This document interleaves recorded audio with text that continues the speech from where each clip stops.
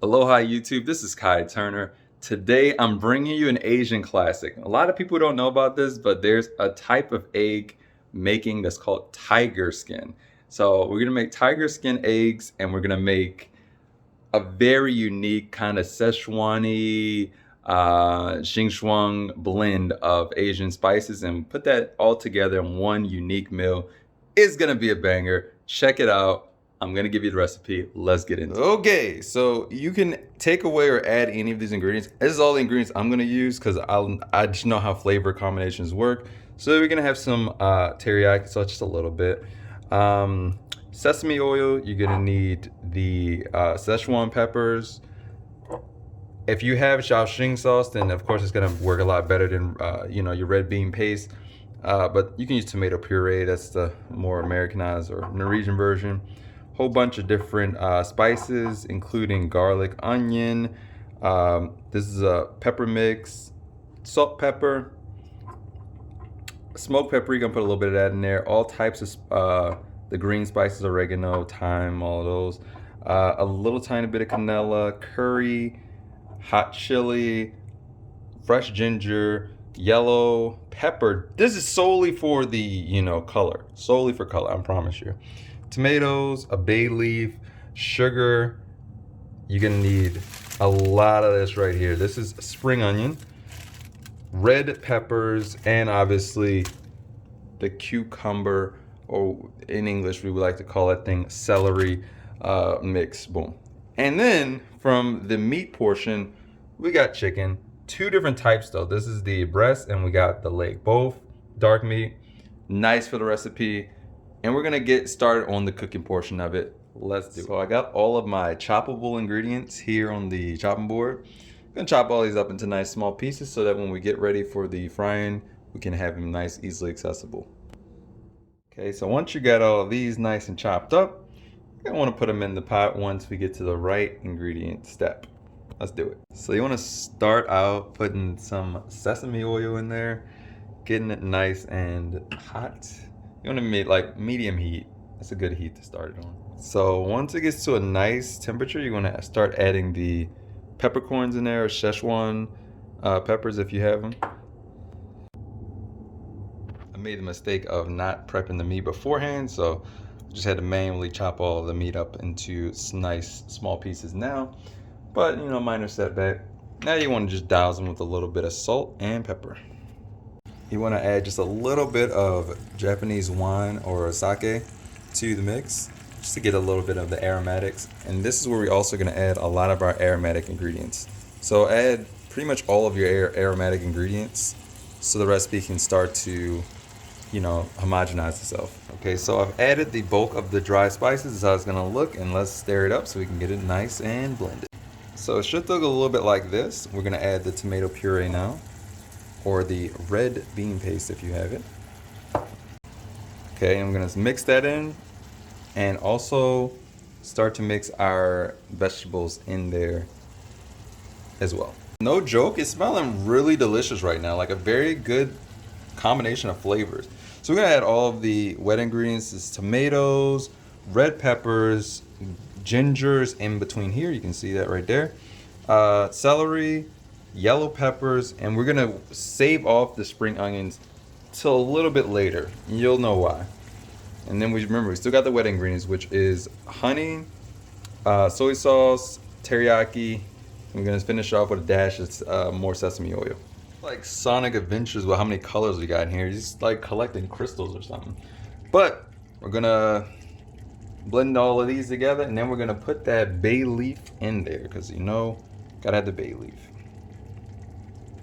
At this stage it looks like this, and I guarantee you once the temperature goes up, we're going to turn it up a little bit to about 8 or medium high heat, and most of these are going to go away because of obviously being reduced from all the evaporation. So let's just kind of wait, let it get nice and hot, and then we're going to incorporate more of the wet ingredients. In the meantime, you can chop up your spring onion into diagonal cuts, and then just keep waiting on the recipe. So I cranked it up to max heat, and this is what we're looking at. Added a few little more aromatics in there, and it is coming together into a nice homogeneous mixture. And you notice how the tomatoes and the other vegetables are kind of blending in a lot better, and they're getting smaller and smaller. I'm telling you, by the end of the recipe, they're pretty much not going to even exist, and you're like, where did they go? So just keep letting time pass. That's the only thing you can do at this point. Let time pass. And then we're going to add the wet ingredients. Okay, now we want to add in a little of the teriyaki sauce. This is going to give a little bit of sweetness to balance out our kind of heat with the peppers. So it's going to be really nice. Nice. It's coming together really nice. It smells like absolutely nothing, which means you're doing perfect. We're going to add just a pinch of soy sauce in there, just for kind of color and clarity. And then we're going to add a little bit of honey. Okay. That is the perfect amount you want to put in there. And then a little bit of honey. Okay, I just added another little hit of that, and the honey I put it in. Looks pretty good right now. Smell, I'm gonna give you the aroma.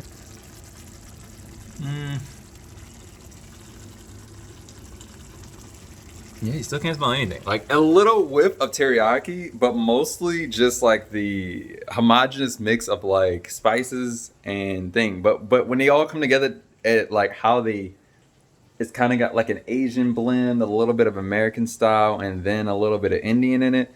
They actually all cancel each other out, so you really don't smell much when you smell it.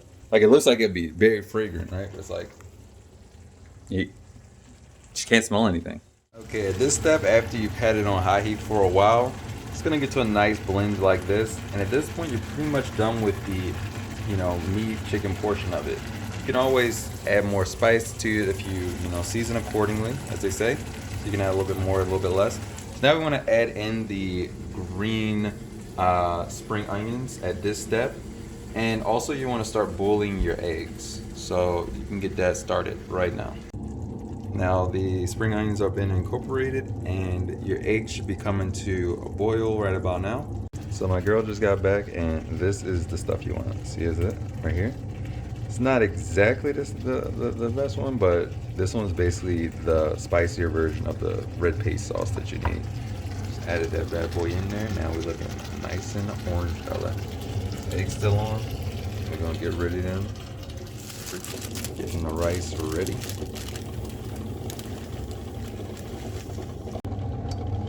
Arranging. So peeling off the shell of the egg.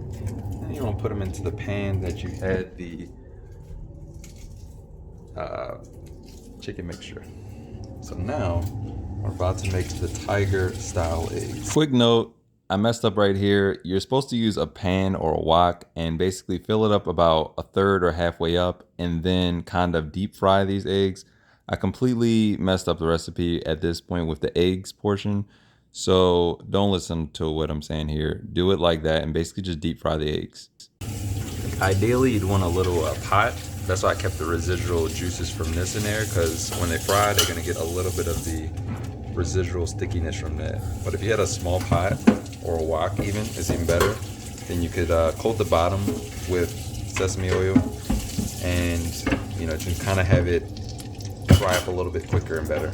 So whereas this stuff where the rice is just about done and the eggs are getting there. All right, so we recoated it with some of their flour stuff so it can stick a little bit better and get because basically you want a nice golden crust on it. Very much non-traditional, but we're gonna go with it just so I can see. I want to get it tiger style. So the tiger style kind of failed, to be honest with you. It's supposed to have like a golden crust around the outside of it, kind of like that panzu style. But I'll probably put a picture somewhere in the thing so you can see how it's supposed to look. But if you want to make that nice crust like that, you get a pan like this, fill it like halfway with oil, and then just kind of like deep fry them, and then flip them on half. Just didn't want to waste so much oil, so let's get it. This is how the plate is gonna look at the end. She got it without the tortilla. Little tortilla chips though. And as always, hit the comment, rate, subscribe. There we go. And as always, have an awesome day.